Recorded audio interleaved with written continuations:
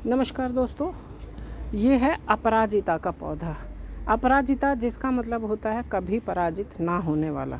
तो ये पौधा मैंने बीज से उगाया हुआ है। एक पुराना पौधा है, उसी में से जो फलियां बनती हैं उन्हीं के बीज से ये मैंने पौधा उगाया है। तो अगर आपके पास एक बार पौधा आ जाता है तो आप उसी से अनगिनत पौधे बना सकते हैं। ये पौधा जो आयुर्वेदिक गुणों से भरा हुआ है, साथ ही इसको धार्मिक दृष्टि से भी इसका बहुत महत्व है। इसको एक पवित्र पौधा माना जाता है और ऐसा माना जाता है कि इसके जो फूल हैं वो शिव को बहुत प्रिय हैं। इसमें भर भर के फूल आ रहे थे, लेकिन अभी कुछ दिनों से फूल नहीं आ रहे हैं। उसका कारण ये देख के समझ आया है कि इसमें बहुत सारी फलियां बन गई हैं। जब फलियां बनती हैं तो उसमें बीज बनते हैं और वो पकती हैं, फिर वो बीज पकते हैं, फिर बीज बनते हैं, ब्राउन होते हैं।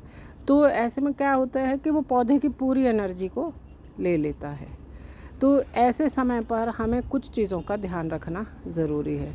ये इसमें 2 पौधे और हैं। इसी में मैंने जो पुराना पौधा था उसी में गमले में 2 बीज डाल दिए थे और आप देख सकते हैं ये भी काफ़ी बड़े बड़े हो गए हैं इसी गमले में।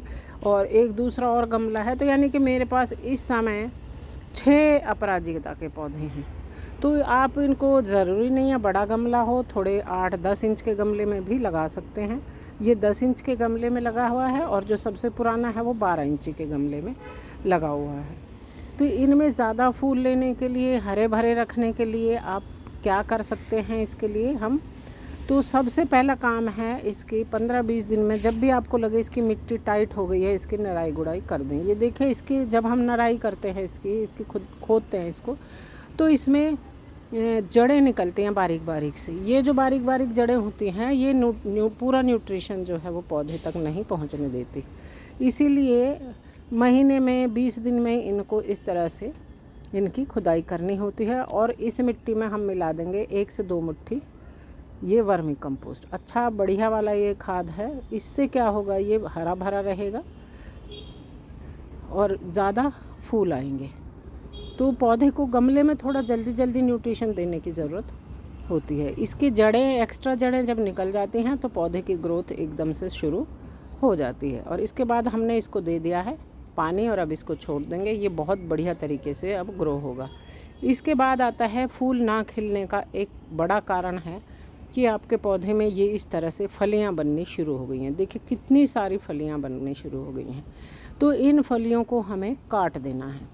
जितने भी फूल आते हैं उतनी ही फली आती हैं। तो आपको जितनी फली रखनी 3-4 उतनी रखिए, बाकी की फलियां काट दें। मैंने इसमें सिर्फ 3 फली रख ली हैं जिनमें से बीज बनाने हैं।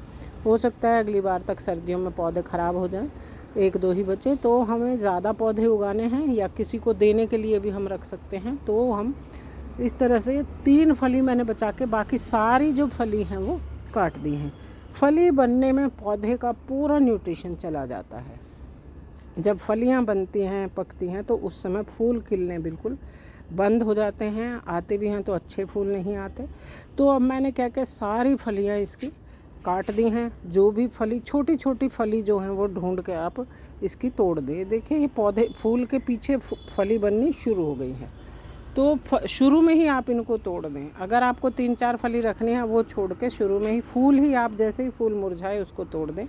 क्योंकि वेद में इसके जो फूल होते हैं वो बहुत गुणकारी होते हैं, एनर्जी बूस्टर होते हैं।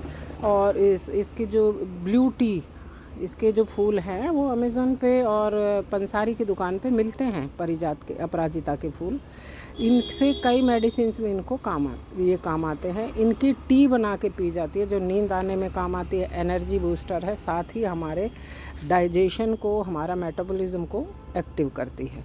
तो ये आयुर्वेदिक प्रॉपर्टीज़ भी हैं इसकी, मेडिसिनल प्रॉपर्टीज़ भी हैं। और साथ ही ये क्योंकि शिव को बहुत प्रिय है इसलिए ये पौधा हम लोग ज़्यादातर घर में लगाते हैं। तो बीच बीच में इसकी नराई करके इसमें खाद डालते रहें। जब इस तरह से फलियां आती हैं, फली बनने से पहले ही आप फूल को तोड़ लें। जिस दिन फूल लगे नेक्स्ट डे फूल तोड़ लें। जैसे ही मुरझाए, जैसे ही आप फूल तोड़ते रहेंगे नए नए फूल आते रहेंगे।